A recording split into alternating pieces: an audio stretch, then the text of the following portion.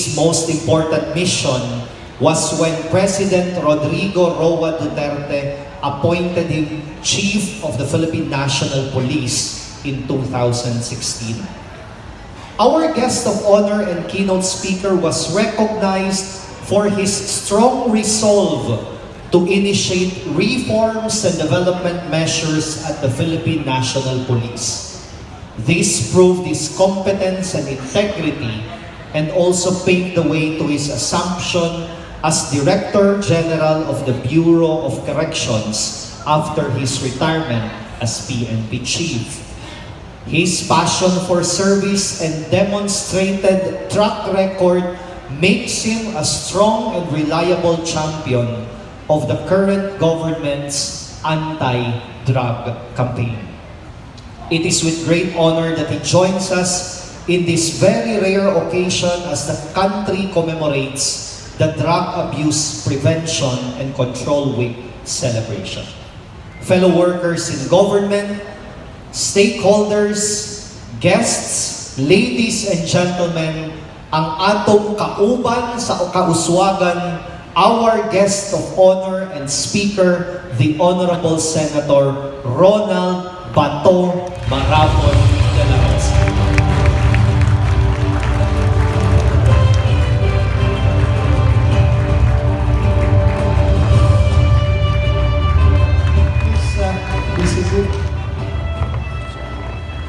Salamat.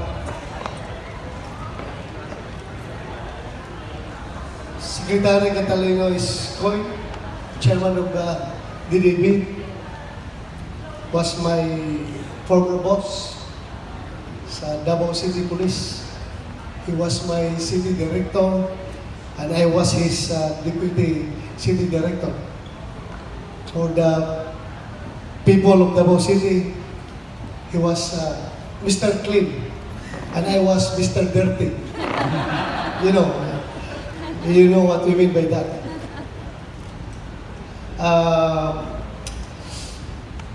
Yusik Marlo Pedregosa, permanent member of DDB, sir. Yusik Benjamin Reyes, another permanent member, DDB, sir.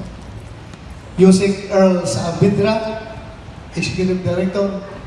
Thank you, Earl, for that very kind introduction. Salamat. Yusik Ringo Judge Janvier Echeverry, DILG External and Legislative Affairs. Huwag ka mag-alala, Yusik Echeverry, yung iyong bill na pinasa mo, consider it done at my committee level. I will do everything within my powers to make that bill into a law. Sana walang harang. Baka sa mamaya, yung ibang senador who are planning to become local chief executives in the future, pag gusto maging governor, maging mayor later, baka harangin yun.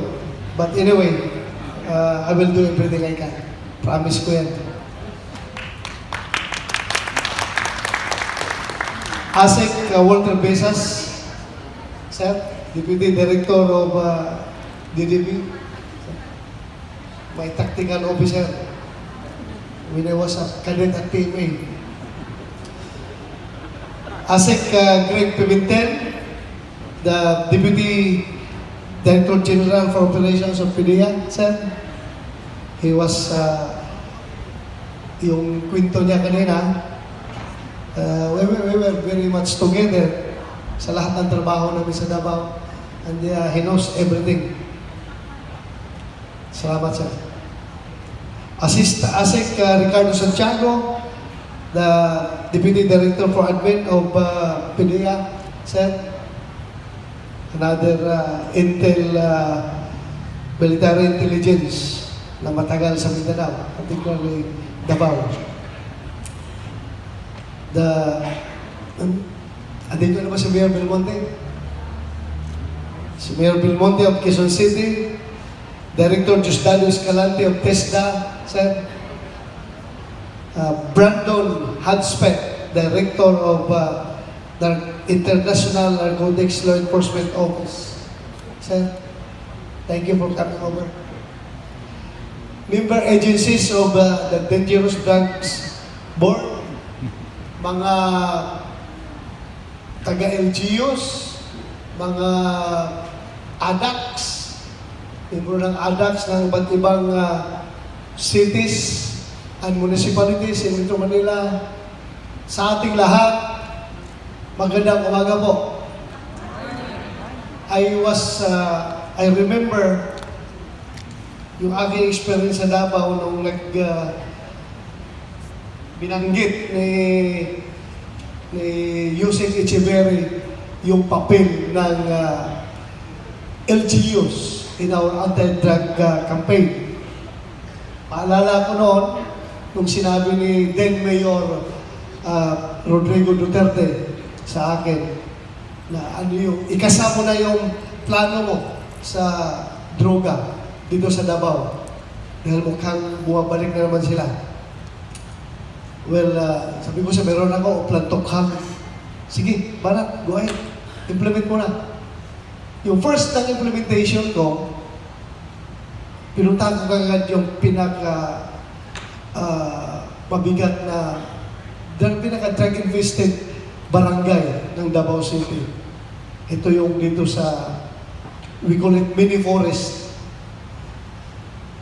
Kinausap ko yung barangay kapitan. Sabi ko, Kap, sabi ni Presidente at sabi ni Mayor, ikasa na natin yung uplantokhang. And be sure, ayaw ko na meron tayong pupuntahan na bahay ng drug personality na hindi dapat puntahan. Dapat fair tayo Baka mamaya ituro mo sa akin yung mga bahay lang ng mga drug personality na hindi mo supporter. Yung supporter mo, hindi mo ituro. Dahil supporter mo, so siguruhin mo, pantay yung honest to goodness. So simulan na natin. Puntahan natin yung bahay. Kasi yung una, our plan was lagyan ng ikis, yung red mark, yung bahay ng drug personality. Tumawag sa akin si General Morente, may regional director, sabi niya, huwag mo daw gawin yan, sabi ng krami, dahil may violation tayo dyan. Sabihan ko si Presidente, sir, hindi daw pwede. Si Mayor, hindi daw pwede dahil pag-violate tayo. Sabi niya, your call. Kung gusto mo gawin, gawin mo. Suportahan kita. Pero kung ayaw mo, di ka mo. Kap, let's go. Gawin natin. Yung kapitan na kasama ko, dala kami ng pintura. Red na pintura. Anong pinakaunang bahay puntahan natin, Kap? Sir, dito, i-guide ko kayo. Matamla yung kapitan Dala niya yung pintura. Sabi ko, sigurado tayo Kap, Hindi tayo magkakamali. Hindi, sir, sigurado ako sa bahay na ito. Punta kami. First house. Ito, sir. Ito yung pintuan. Kuha siya ng pintura. Siya mismo. Lagay ng ikis, red mark, yung pintuan. Tapos sabay, umiiyak siya, umahagol. Tumutulo yung luha niya. Lagyan ng ikis. Bakit ka umiiyak ka? Bakit ka umiiyak? Bahay ko ito, sir.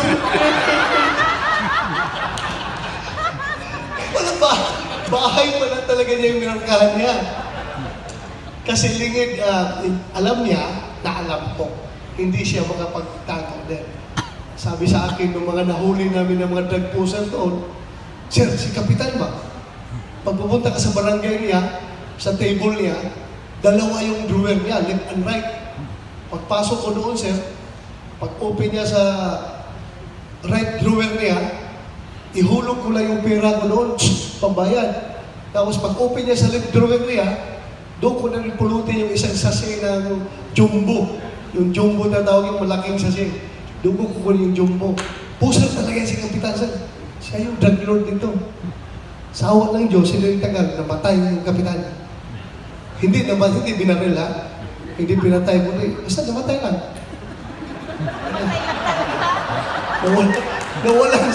Nawalan siguro siya ng pag-asa sa buhay. nawala, namatay na talaga. Kasi nawala na yun. So, that underscores yung sinasabi ni Yusek Echeverry na very crucial talaga yung papel ng LGUs dito sa war on drugs. Kahit sinong siga ilagay mo dyan ng PDEA, sinong siga na PNP chief ilagay mo, pag walang cooperation sa baba, hindi tayo mananalo sa gira na ito.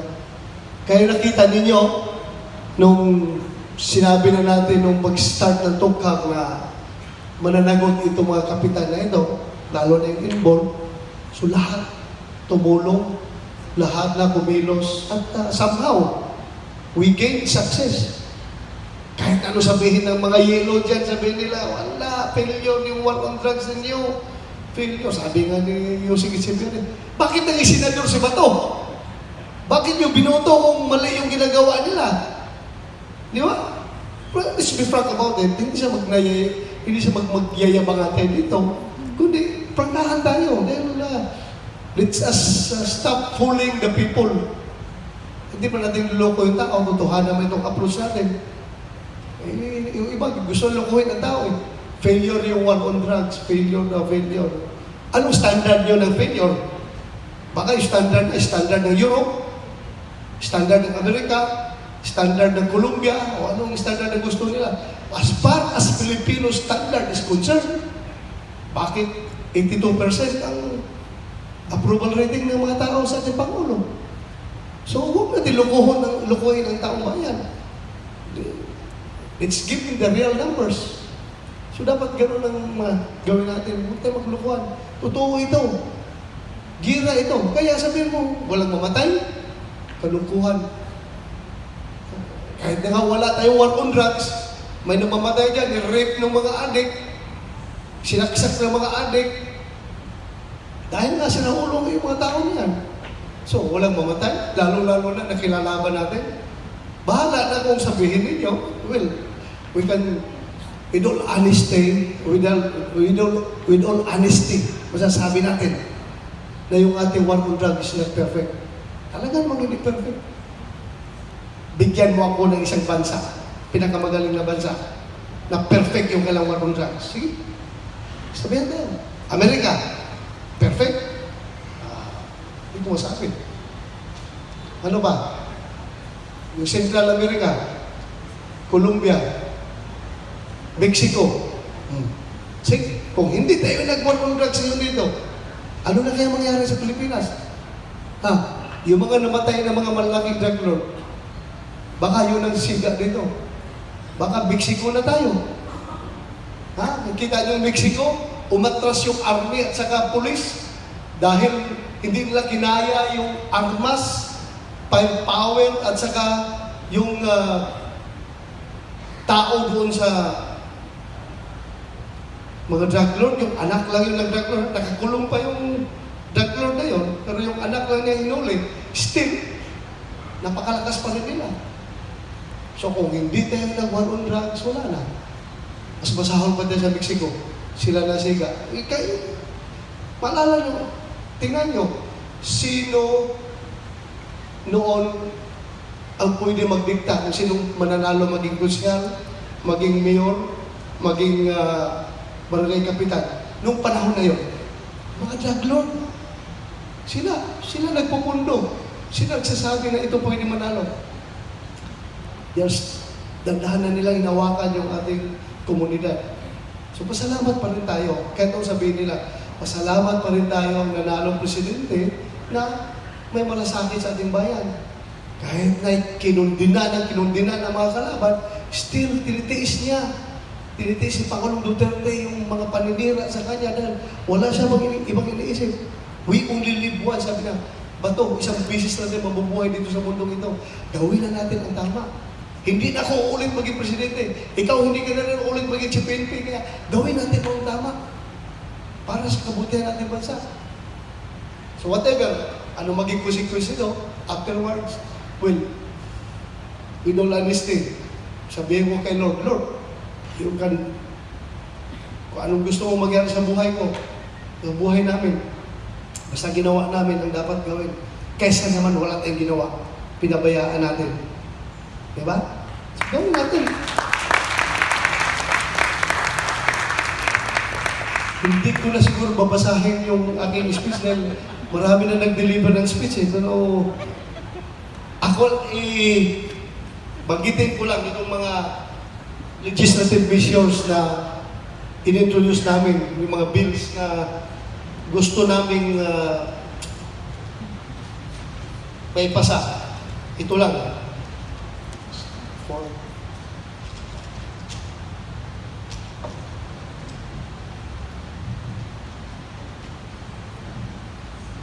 Ito yung mga bill na pinapasa natin, ha? Bilang senador na ngayon ay chairman ng Senate Committee on Public Order and Dangerous Drugs, sinisiguro ko sa inyo na buo at tapat pa rin ang aking suporta sa mga programa laban sa illegal na droga. I may no longer be at the front lines in the war on drugs, but I am making sure that I remain at the front lines in legislative efforts to help put an end to the illegal drug problem in the country. In fact, the very first bill that I filed when I assumed office is Senate Bill number 226, seeking death penalty for drug traffickers. Alam niyo, nung tumakbo ako ng senador, sa kampanya namin, wala akong ibang plataforma. Yung iba, plataforma lang, lahat ng problema ng bansa, meron silang solusyon.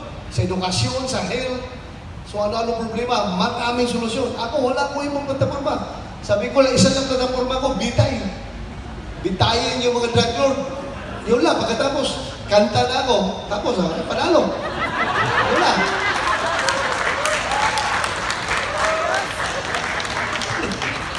Wala mo tayong pera, kaya kanta-kanta na tayo para matuwa yung mga butante natin. To hamper the growth of foreign syndicates and to address the illicit drug trafficking prevailing in the region, the proposed legislation aims to revive and impose death penalty for those fearless foreigners and citizens of this country who will be found guilty of violating specific provisions of RA number 9165 or the Comprehensive Dangerous Drugs Act of 2002. Another priority bill that I passed in Senate is Bill 228, seeking to include drug education in the K-12 curriculum, particularly during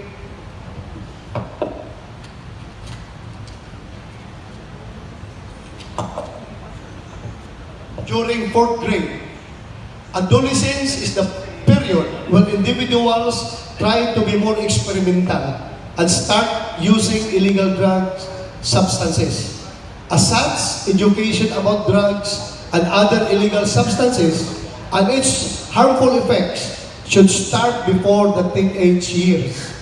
Currently, the K-12 curriculum introduces substance abuse in the 9th grade. Parang late na nga. Kasi 9th grade, which ideally are teenagers, aged 15 years old. This introduction at the stage of formative years might be too late.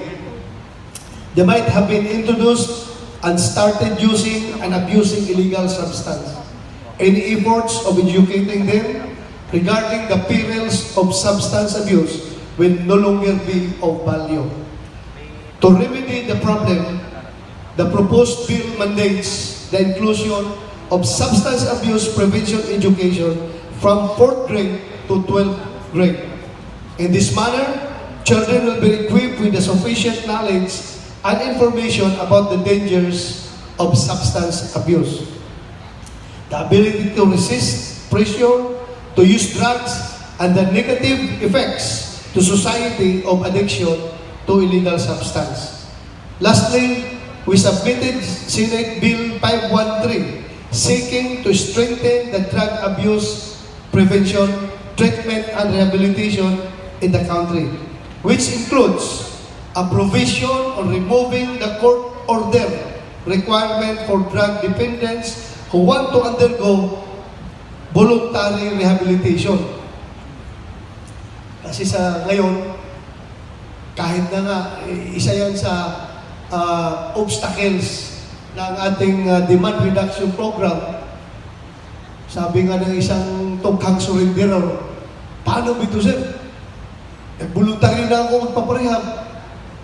Kailangan pa ninyo ng court order. Bakit pa kailangan ng court order? Gusto ko na nga eh. So, ayaw, maraming hindrances. Kasi naman, yung drug rehabilitation facility, kung i-admit sila without court order, pagkatapos na, pwede silang kasuhan ng arbitrary detention. Dahil nga, bakit nila kinulong noon for treatment? So, kailangan ng court order. So, itong batas na gusto nila gawin, wala na court order. Para kung voluntaryo din go.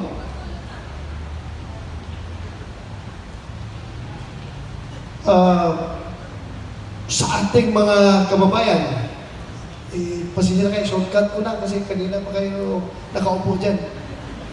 Paigtingin pa natin ang ating pagtutulungan. We have enough government agencies addressing the drug problem.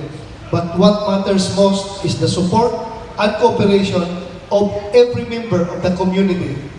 What will help us win this war is our united and strong front against illegal drugs. At higit sa lahat, ilagay pa rin natin ang Panginoon sa gitna ng pagsulong na ito. Kasi ang ating mga detractors, palagi nila pinuportray na tayo dito sa law enforcement, sa war on drugs ay talagang mga mamamatay tao. So, pakita natin na tayo maka-Diyos, maka-tao.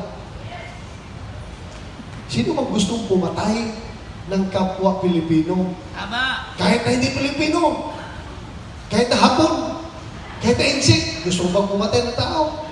Hindi Dahil alam natin sagrado ang buhay. Paano natin i-explain yung 120 na policemen na nangamatay sa war on drugs? 800 plus ang sugatan, hindi namatay, pero injured sa gira sa war on drugs. Paano natin na-explain yan? Hindi talaga lumalaban yung mga inoperita natin? Napakahirap po. Kaya, sana maramdaman nila at tatikman nila kung paano itong gira na ito para, alam nila.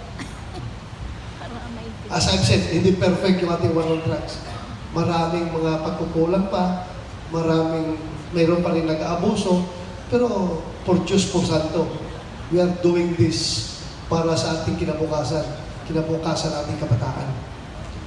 To the men and women of Dangerous Drugs Board, congratulations and thank you for your relentless efforts in pursuing the drug war forward.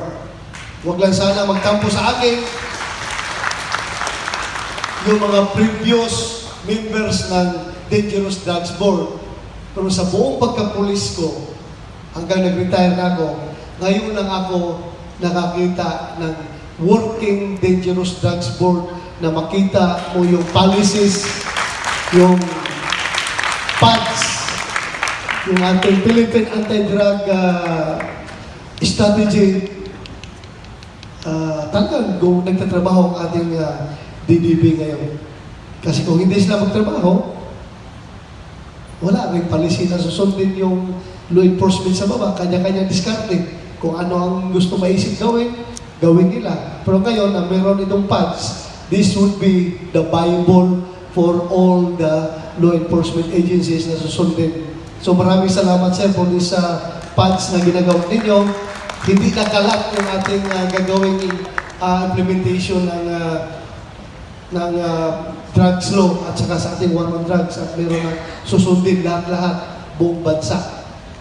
Sa ating whole of nation approach, meron ng Bible na susundan.